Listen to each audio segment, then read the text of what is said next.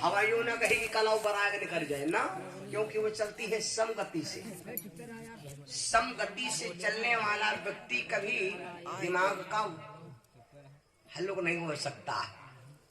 तो मैं आपको जो कथा बताने जा रहा हूँ, इस कथा से आप समझ लीजिए कि कथा क्या है।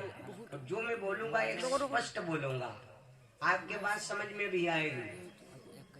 सुखदेव महाराज लिए है फकीरी, और एक बात, भक्ति जब तक फकीरी नहीं लेगा तब तक भगवान को नहीं पा सकता।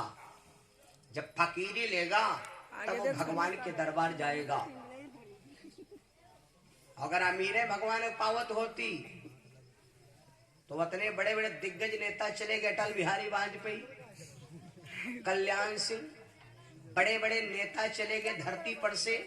अगर बड़े वाले भगवान पावत होती या कोई बैकुंठ जगह बनी होती। बैकुंठ किसे कहते?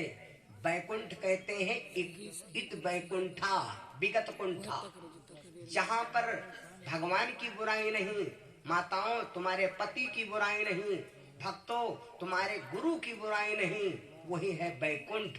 और बैकुंठ के लिए कोई धर्मशाला नहीं बना है।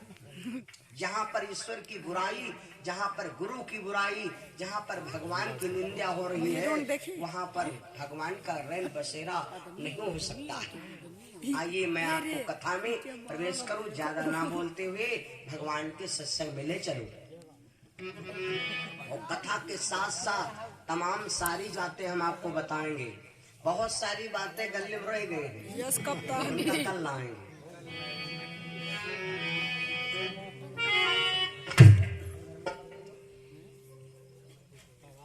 जनता माने दिखान करती है। प्रेम सुगंधावन बिहारी लाल की।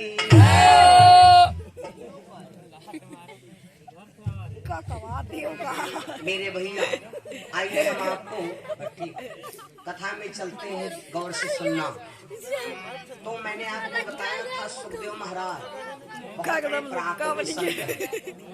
साधु बाबा आज तक सरयू के किनारे चले, कभी बैठे नहीं। अब इनके पास ज्ञान है, लेकिन ज्ञान जहाँ पर देने वाला होता है वहीं पर दिया जाता है। देखिए पब्लिक देखेगा। इधर मैं आपको कथा कौन से सुनाऊंगा? जिस समय महाभारत का युद्ध समाप्त हो गया, महाभारत का युद्ध समाप्त हो गया, उसी समय की बात, उस समय की बात, राजा परीक्षित बने हैं राजा। राजा परीक्षित, पांडवों ने अपने पोते परीक्षित को राजा बना दिया हस्तिनापुर का। और पांचों पांडवा हिमालय गिरी पहाड़ की तरफ चले गए। जब हिमालय गिरी पहाड़ की तरफ चले गए तो राजा परीक्षित राजा बने, विचार किया आज हम शिकार करने जाएंगे। तो राजा ने क्या किया? घोड़ा सजाया, और घोड़ा सजा करके और चल पड़े। कैसे? सुनो, घोड़ा लौ सजाई, सुनो मेरे भाई बढ़े अंगारी, और बिकट बनी में जाएंगे तब राजा ने पगुधारी।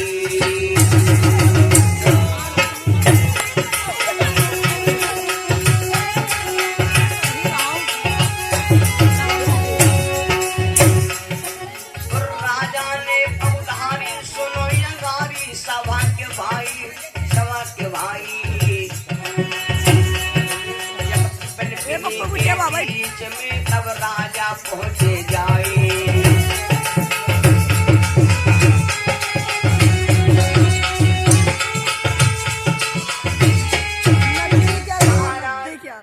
परीक्षित शिकार करने के लिए जंगल में गए, और जब जंगल में गए तो अब खड़े राजा परीक्षित सोच रहे मैं कौन दिशा में शिकार करने जाऊं। गेट में राजा परीक्षित ने क्या देखा कि 3 पैर से लड़खड़ाती हुई गैया आ रही। और 3 पैर से लड़खड़ाती हुई गैया राजा परीक्षित के सामने आ रही। राजा परीक्षित ने सोचा ये गैया कैसी है? कर अबे सवाल तो अब खड़े खड़े राजा परीक्षित सोच रहे हैं, तब तक वो गैया रंभाती हुई राजा परीक्षित के सामने पहुंची। जब राजा परीक्षित के सामने पहुंची तो राजा परीक्षित ने